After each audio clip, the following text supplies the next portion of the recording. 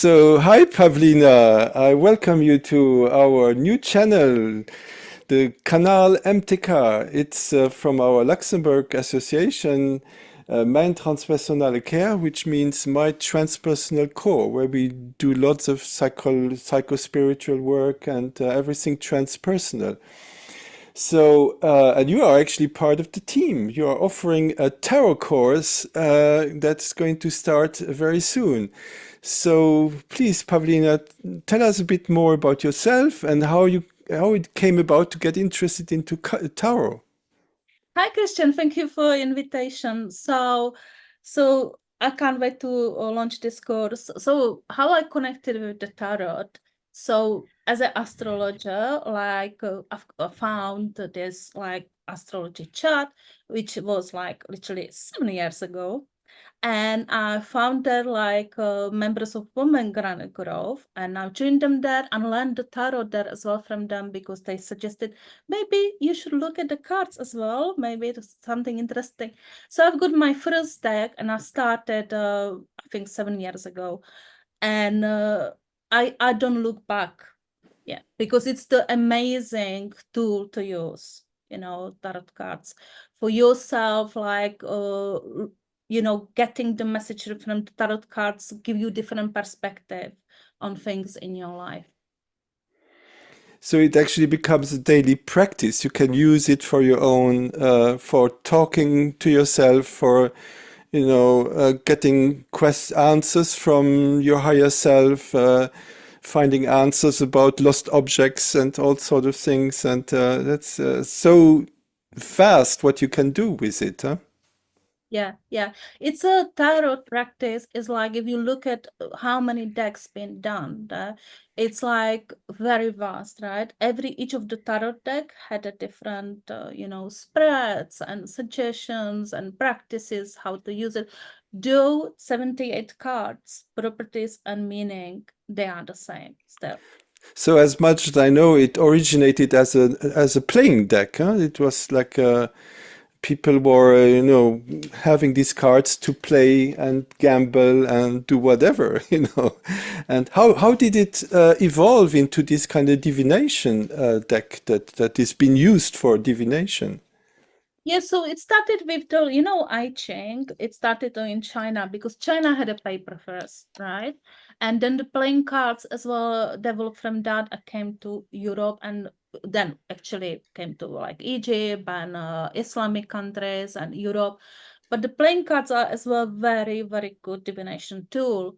So it's it's very interesting look at the different type of the local playing card decks because like for example queens and kings, they are different.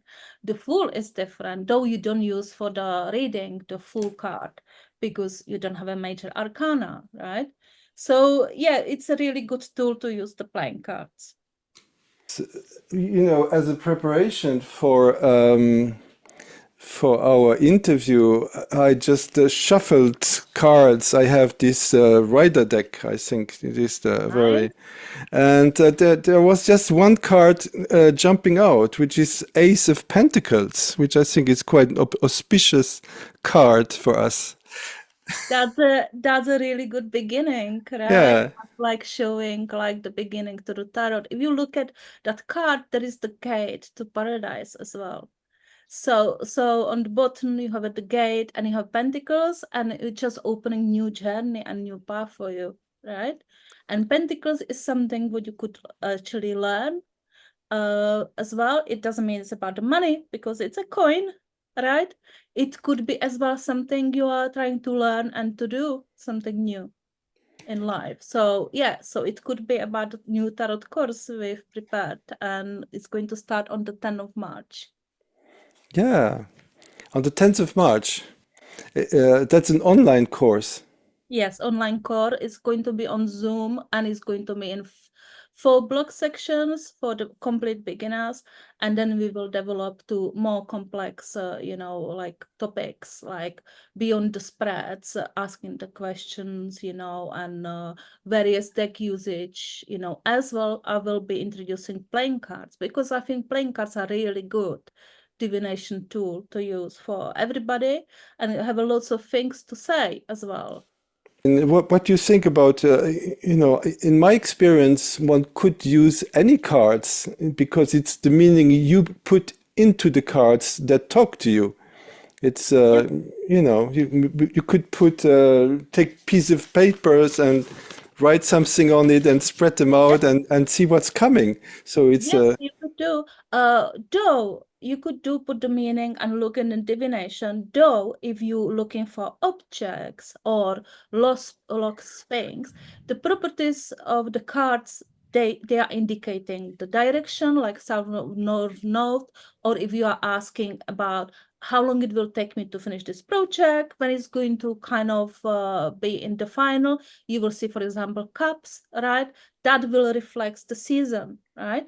So there are some properties as well like that on the tarot cards, but uh, it's about how you use it and how you ask the questions. The most important thing in tarot is the question, and question shouldn't be asked like very openly, like, oh, is it going to be okay? No, you have to ask proper question to get a proper answer, right? So that's what we will explore as well in the course, and as well how you connect with your deck, because you mentioned it's your own tool, right? And you can create as well your own tool.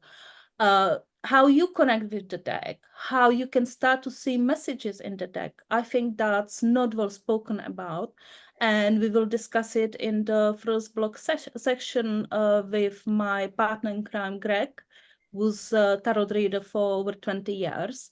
So come and join us to the course and yeah, bring your great. cards. Yeah, yeah. I'm just being curious. Like, give me an example. For example, you lost your watch and you Mhm. have no idea where it is. So how would you proceed with the tarot reading to find it?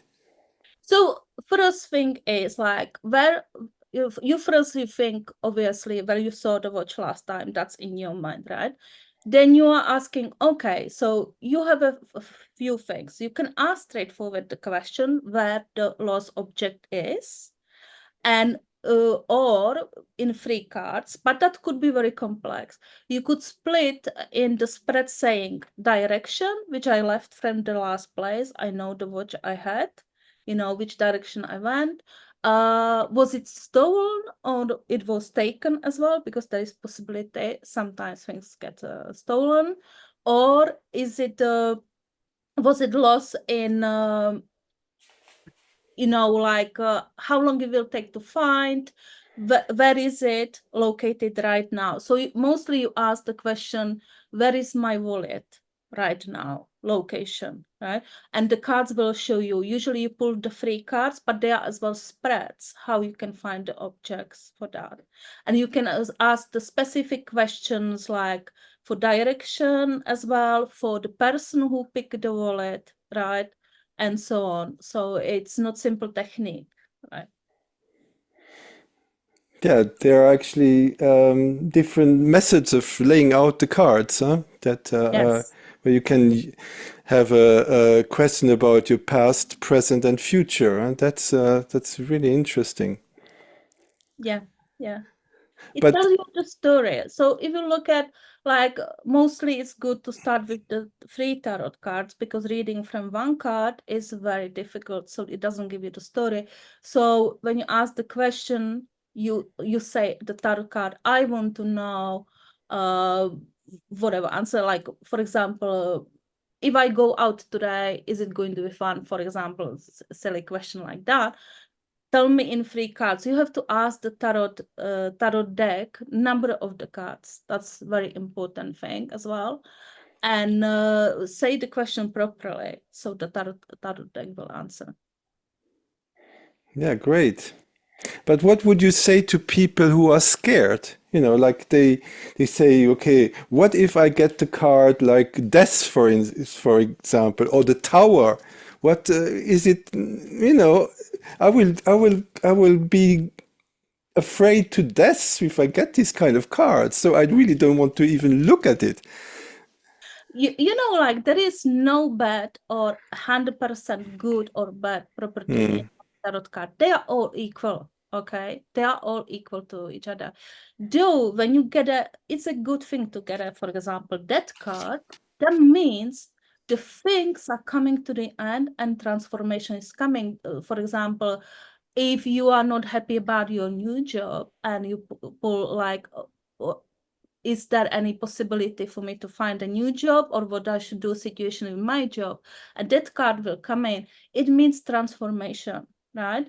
It's sometimes can indicate the things are overdue to be finished or they have to change, right? Yeah. So, and the similar with the tarot card. If you look at the tarot card on every deck, you will see like two people falling down, right? But there is a crown on the top. So that means something is connected with the crown. You know, somebody was maybe too proud, you know, to do some act. So it's not about like you will die when you have a death card, or if you have a tower card, you will get you know, you will fall down from the tower. It's not reflected to that. Yeah. Yeah, so it is a bridge between you and some kind of inner guidance. You know, some people get their guidance directly. You know, Yeah. like they go, they listen inside and listen to that small voice within, and that gives direction and guidance. And this might be, you know, just a bridge between you and your unconscious, or the part of you that is in a higher dimension, huh? Yeah. Yeah. Sometimes we don't want to admit some things to us. Things Yeah, are about to be like ended, you know. It's like, for example, you are in this bad relationship, right? And then now you have to, you know, you have to go. yeah. That's what that card is talking about, right? You move forward, right? Okay. So Pavlina, as an example, you know, I just get my card deck here and I have a question about my relationship with my partner. And I pull the Empress. What's that? What could that mean? So obviously it depends on the other cards pull as well, because one card, it will not tell you the whole story about the relationship. So you usually pull 3 cards together. You ask the question and ask for 3 cards to see the story. But the Empress could indicate it's about woman who's the head of the household, right? Mother or something is about her there in the reading. Maybe that needs to be put the focus on her. Yeah, I understand. So when you actually do a reading with a person, my concern would be that you would impose something on the other person, like you have a classical a meaning of something, and you would tell that person, and that person has to accept it. But I guess this is just a stimulation on for the person to find her own association, what it means for her, and give some indication. It's nothing. It wouldn't be a rigid interpretation. Mm-hmm. Mm-hmm. So, what's your point? Your take on that?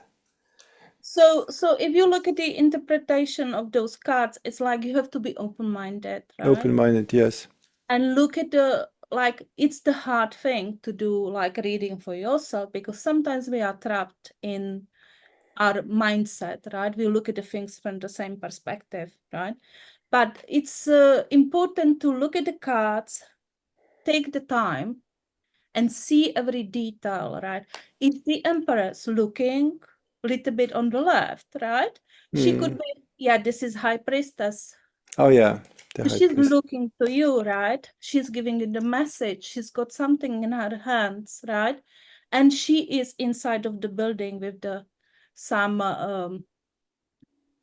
like structure, yeah, right? There are 2 pillars. She's kind of protecting those 2 pillars to not to collapse as well. So you have to look at all the details. All the details have a very powerful symbology. Huh? It's all Yeah. about symbology. Yeah. Symbology, and as well how those details are transferring from one card to another card. right? What's the dynamic, right? What's the property? Like, is it pentacle? Is it a major arcana card, right? Because major arcana cards, they speak more loudly, right, than the pips cards. So you have to look at the whole story. I would suggest to beginners, each of the beginners, to pull the free cards for the question and take the time to look at the cards. Maybe sometimes step away for 10 or 15 minutes and come back and look again.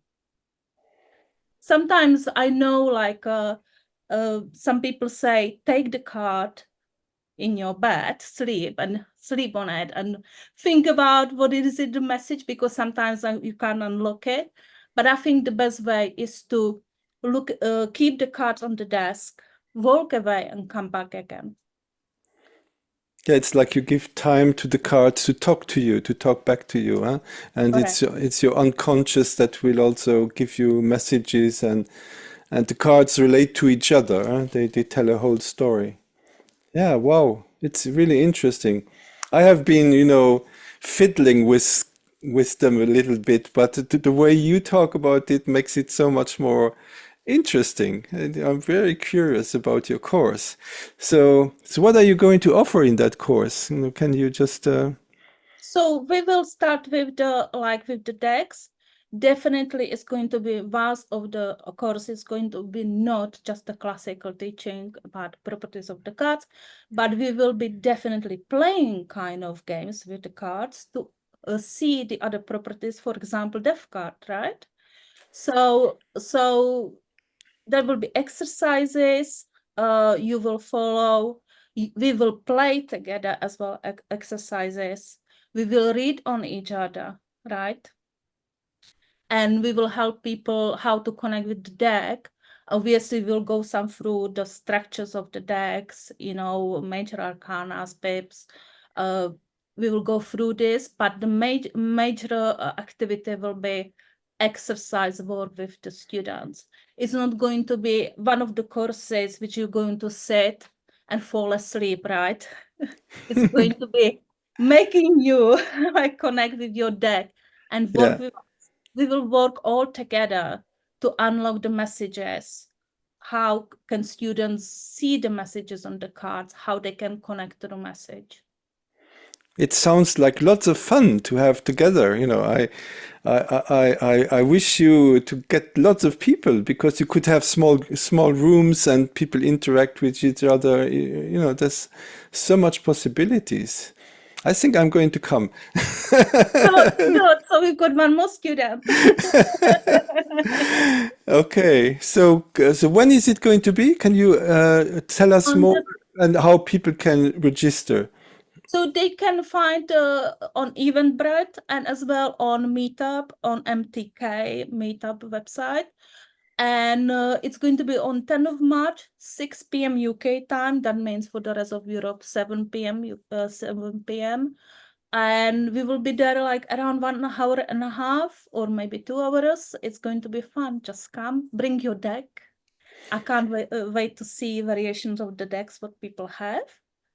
So Is it going to be one session or several sessions? it will be several sessions, so we will start with the beginning because it will be four blocks of the lessons, and then we will go for advanced mode. Depends how people sign up and how they will be interested to continue with the learning. Wow, I'm very interested. So thank you so much, and maybe we'll hear about you another time with your partner. And is he going to be part of the course too? That Yes, he's going to be with me there. So maybe if we have many people, so don't worry about that. We will break up in the rooms and we will be working in the private there. So come and join us. so thank you very much, Pavlina. I really look forward to it. Thank you. Thank you.